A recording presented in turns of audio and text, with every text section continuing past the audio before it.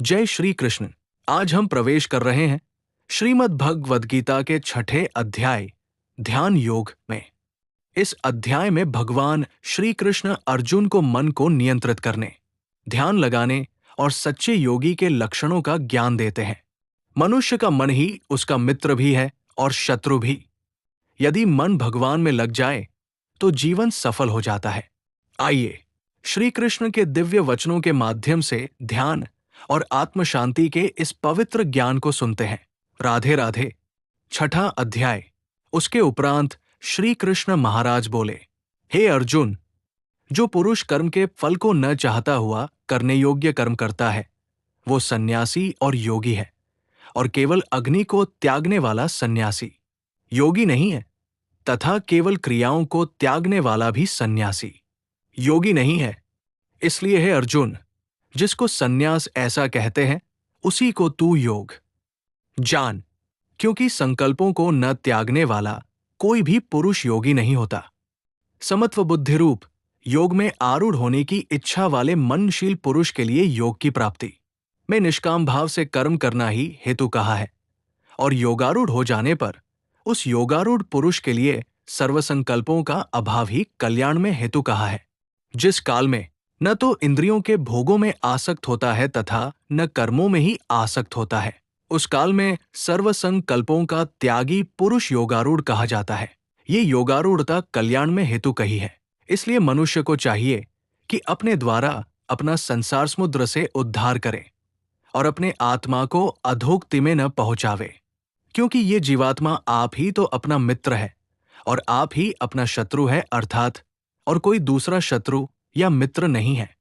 उस जीवात्मा का तो वो आप ही मित्र है कि जिस जीवात्मा द्वारा मन और इंद्रियों सहित शरीर जीता हुआ है, और जिसके द्वारा मन और इंद्रियों सहित शरीर नहीं जीता गया है, उसका वो आप ही शत्रु के सदृश शत्रुता में बरतता है।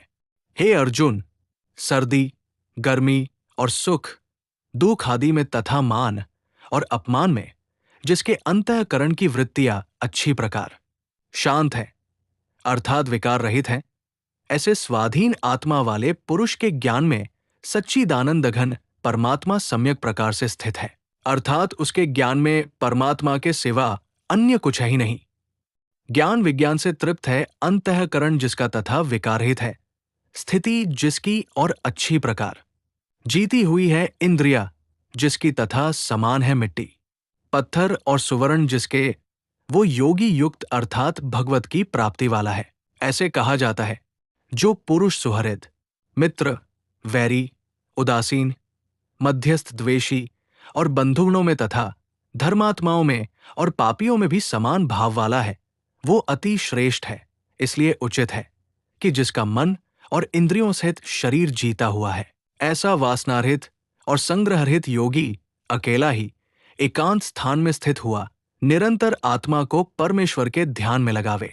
शुद्ध भूमि में कुशा, मृगछाला और वस्त्र है, उपरोपरि जिसके ऐसे अपने आसन को न अति ऊंचा और न अति नीचा स्थिर स्थापन करके, और उस आसन पर बैठकर तथा मन को एकाग्र करके चित्त और इंद्रियों की क्रियाओं को वश में किया हुआ अंतःकरण की शुद्धि के लिए योग का अभ्यास करे। उसकी विधि इस प्रकार है कि काया, सिर और ग्रीवा को समान और अचल धारण किए हुए दृढ़ होकर अपनी नासिका के अग्रभाग को देखकर अन्य दिशाओं को न देखता हुआ और ब्रह्मचर्य के व्रत में स्थित रहता हुआ भय रहित तथा अच्छी प्रकार शांत अंतःकरण वाला और सावधान होकर मन को वश में करके मेरे में लगे हुए चित्त वाला और मेरे परायण हुआ स्थित होवे। इस प्रकार आत्मा को निरंतर परमेश्वर के स्वरूप में लगाता हुआ स्वाधीन मन वाला योगी मेरे में स्थिति रूप परमानंद पराकाष्ठा वाली शांति को प्राप्त होता है।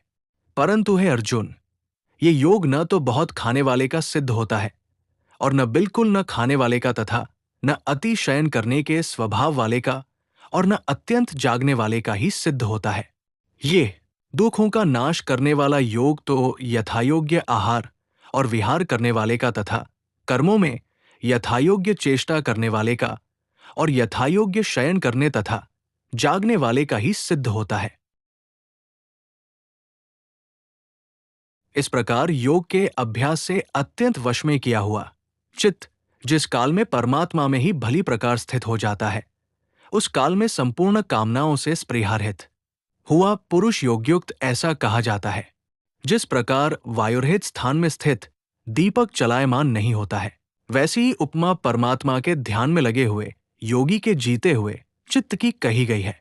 हे अर्जुन, जिस अवस्था में योग के अभ्यास से निरुद्ध हुआ चित्त उपराम हो जाता है और जिस अवस्था में परमेश्वर के ध्यान से शुद्ध हुई सूक्ष्म बुद्धि द्वारा परमात्मा को साक्षात करता हुआ सच्चिदानंद घन परमात्मा में ही संतुष्ट होता है तथा इंद्रियों से अतीत केवल शुद्ध हुई सूक्ष्म बुद्धि द्वारा ग्रहण करने योग्य जो अनंत आनंद है, उसको जिस अवस्था में अनुभव करता है और जिस अवस्था में स्थित हुआ ये योगी भगवत स्वरूप से नहीं चलायमान होता है और परमेश्वर की प्राप्ति रूप जिस लाभ को प्राप्त होकर उससे अधिक दूसरा कुछ भी लाभ नहीं मानता है और भगवत प्राप्ति रूप जिस अवस्था में स्थित हुआ योगी बड़े भारी दुख से भी चलायमान नहीं होता है, जो दुख रूप संसार के संयोग से रहित है तथा जिसका नाम योग है, उसको जानना चाहिए।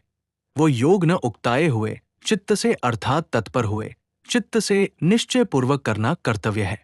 इसलिए मनुष्य को चाहिए कि संकल्प से उत्पन्न होने वाली संपूर्ण कामनाओं को नियशेषता से अर्थात वासना और आसक्ति सहित त्याग कर और मन के द्वारा इंद्रियों के समुदाय को सब ओर से ही अच्छी प्रकार वश में करके क्रम क्रम से अभ्यास करता हुआ उपरामता को प्राप्त होवे तथा धैर्ययुक्त बुद्धि द्वारा मन को परमात्मा में स्थित करके परमात्मा के सिवा और कुछ भी चिंतन न करे। परंतु जिसका मन वश में नहीं हुआ हो, उसको चाहिए कि ये स्थिर न रहने वाला और चंचल मन जिस जिस कारण से सांसारिक पदार्थों में विचरता है, उससे रोककर बारंबार परमात्मा में ही निरोध करे, क्योंकि जिसका मन अच्छी प्रकार शांत है और जो पाप से रहित है और जिसका रजोगुण शांत हो गया है, ऐसे इस सच्चिदानंद घन ब्रह्म के साथ एक ही भाव हुए योगी को अति उत्तम आनंद प्राप्त होता है। वो पाप रहित योगी इस प्रकार निरंतर आत्मा को परमात्मा में लगाता हुआ सुखपूर्वक परब्रह्म परमात्मा की प्राप्ति रूप अनंत आनंद को अनुभव करता है। हे अर्जुन, सर्वव्यापी अनंत चेतन में एक ही भाव से स्थित रूप योग से युक्त हुए आत्मा वाला तथा सब में संभाव से देखने वाला योगी आत्मा को संपूर्ण भूतों में बर्फ में जल के सदृश व्यापक देखता है और संपूर्ण भूतों को आत्मा में देखता है, अर्थात जैसे स्वप्न से जगा हुआ पुरुष स्वप्न के संसार को अपने अंतर्गत संकल्प के आधार देखता है, वैसे ही वो पुरुष संपूर्ण भूतों को अपने सर्वव्यापी अनंत चेतन आत्मा के अंतर्गत संकल्प के आधार देखता है। जो पुरुष संपूर्ण भूतों में सबके आत्मरूप मुझ वासुदेव को ही व्यापक देखता है और संपूर्ण भूतों को मुझ वासुदेव के अंतर्गत देखता है, उसके लिए मैं अदृश्य नहीं होता हूं और वह मेरे लिए अदृश्य नहीं होता है, क्योंकि वो मेरे में एक ही भाव से स्थित है। इस प्रकार जो पुरुष एक ही भाव में स्थित हुआ संपूर्ण भूतों में आत्मरूप से स्थित मुझ सच्चिदानंद घन वासुदेव को भजता है, वो योगी सब प्रकार से बरतता हुआ भी मेरे में ही बरतता है, क्योंकि उसके अनुभव में मेरे सिवा अन्य कुछ ही नहीं। हे अर्जुन, जो योगी अपनी सादृश्यता से संपूर्ण भूतों में सम देखता है और सुख अथवा दुख को भी सब में सम देखता है, वो योगी परम श्रेष्ठ माना गया है। इस प्रकार भगवान के वाक्यों को सुनकर अर्जुन बोले, हे मधुसूदन, जो ये ध्यान योग आपने समत्व भाव से कहा है, इसकी मैं मन के चंचल होने से बहुत काल तक ठहरने वाली स्थिति को नहीं देखता हूं, क्योंकि हे कृष्ण, ये मन बड़ा चंचल और प्रमथन स्वभाव वाला है तथा बड़ा दृढ़ और बलवान है, इसलिए इसका वश में करना मैं वायु की भांति अति दुष्कर मानता हूं।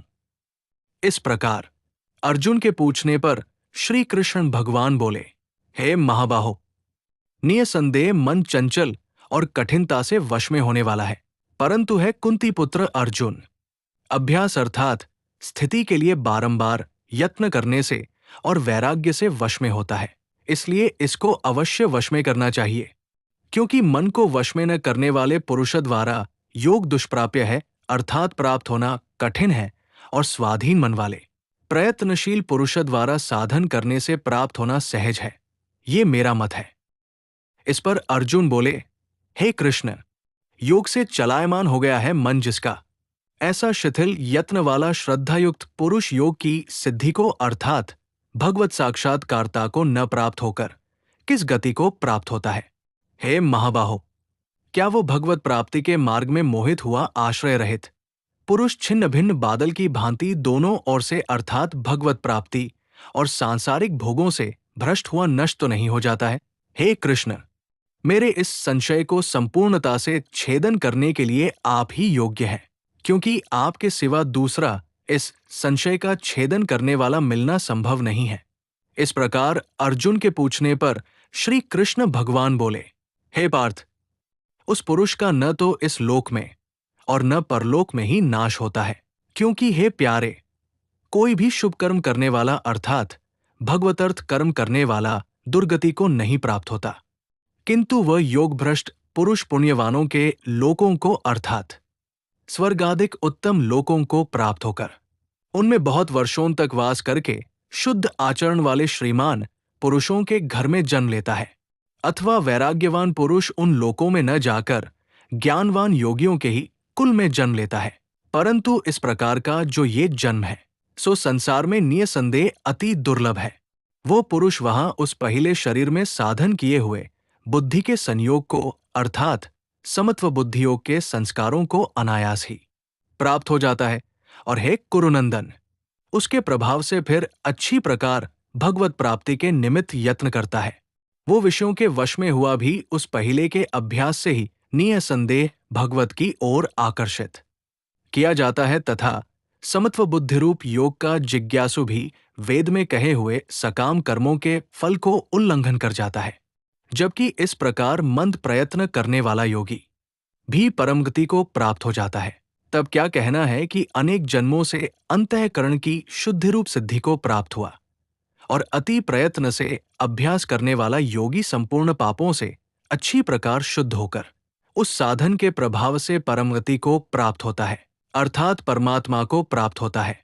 क्योंकि योगी तपस्वियों से श्रेष्ठ है और शास्त्र के ज्ञान वालों से भी श्रेष्ठ माना गया है, तथा सकाम कर्म करने वालों से भी योगी श्रेष्ठ है। इससे है अर्जुन, तू योगी हो। हे प्यारे, संपूर्ण योगियों में भी जो श्रद्धावान योगी मेरे में लगे हुए अंतरात्मा से मेरे को निरंतर भजता है, वो योगी मुझे परम श्रेष्ठ मान्य है। श्रीमद् भगवद गीता के 6ठे अध्याय का महात्म्य। श्री भगवान कहते हैं, सुमुखी, अब मैं 6ठे अध्याय का महात्म्य बतलाता हूं, जिसे सुनने वाले मनुष्यों के लिए मुक्ति करतलगत हो जाती है। गोदावरी नदी के तट पर प्रतिष्ठानपुर पैठण नामक एक विशाल नगर है, जहां मैं पिपलेश के नाम से विख्यात होकर रहता हूं। उस नगर में जानश्रुति नामक एक राजा रहते थे, जो भूमंडल की प्रजा को अत्यंत प्रिय थे। उनका प्रताप मार्तंड मंडल के प्रचंड तेज के समान जान पड़ता था। प्रतिदिन होने वाले उनके यज्ञ के धुएं से नंदनवन के कल्पवृक्ष इस प्रकार काले पड़ गए थे, मानो राजा की असाधारण दानशीलता देखकर वे लज्जित हो गए हों। उनके यज्ञ में प्राप्त पुरोडाश के रसास्वादन में सदा आसक्त होने के कारण देवतालोक कभी प्रतिष्ठानपुर को छोड़कर बाहर नहीं जाते थे। उनके दान के समय छोड़े हुए जल की धारा, प्रताप रूपी तेज और यज्ञ के धूमों से पुष्ट होकर मेघ ठीक समय पर वर्षा करते थे। उस राजा के शासनकाल में इतियो खेती में होने वाले 6 प्रकार के उपद्रवों के लिए कहीं थोड़ा भी स्थान नहीं मिलता था, और अच्छी नीतियों का सर्वत्र प्रसार होता था। वे बावली, कुएं और पोखरे खुदवाने के बहाने मानो प्रतिदिन पृथ्वी के भीतर की निधियों का अवलोकन करते थे। एक समय राजा के दान, तप, यज्ञ और प्रजापालन से संतुष्ट होकर स्वर्ग के देवता उन्हें वर देने के लिए आए। वे कमलनाल के समान उज्ज्वल हंसों का रूप धारण कर अपनी पांखें हिलाते हुए आकाश मार्ग से चलने लगे। बड़ी उतावली के साथ उड़ते हुए वे सभी हंस परस्पर बातचीत भी करते जाते थे। उनमें से भद्राश्व आदि 2-3 हंस वेग से उड़कर आगे निकल गए। तब पीछे वाले हंसों ने आगे जाने वालों को संबोधित करके कहा, अरे भाई भद्राश्व, तुम लोग वेग से चलकर आगे क्यों हो गए? ये मार्ग बड़ा दुर्गम है। इसमें हम सबको साथ मिलकर चलना चाहिए। क्या तुम्हें दिखाई नहीं देता? ये सामने ही पुण्य मूर्ति महाराज जानश्रुति का तेजपुंज अत्यंत स्पष्ट रूप से प्रकाशमान हो रहा है। उस तेज से भस्म होने की आशंका है। अतः सावधान होकर चलना चाहिए। पीछे वाले हंसों के ये वचन सुनकर आगे वाले हंस हंस पड़े और उच्च स्वर से उनकी बातों की अवहेलना करते हुए बोले, अरे भाई, क्या इस राजा जानश्रुति का तेज ब्रह्मवादी महात्मा रैक्व के तेज से भी अधिक तीव्र है? हंसों की ये बातें सुनकर राजा जानश्रुति अपने ऊंचे महल की छत से उतर गए और सुखपूर्वक आसन पर विराजमान हो अपने सारथी को बुलाकर बोले, जाओ, महात्मा रैक्व को यहां ले आओ। राजा का ये अमृत के समान वचन सुनकर मैं नामक सारथी प्रसन्नता प्रकट करता हुआ नगर से बाहर निकला। सबसे पहले उसने मुक्तिदायिनी काशीपुरी की यात्रा की, जहां जगत के स्वामी भगवान विश्वनाथ मनुष्यों को उपदेश दिया करते हैं। उसके बाद वो गया क्षेत्र में पहुंचा, जहां प्रफुल्ल नेत्रों वाले भगवान गदाधर संपूर्ण लोकों का उद्धार करने के लिए निवास करते हैं।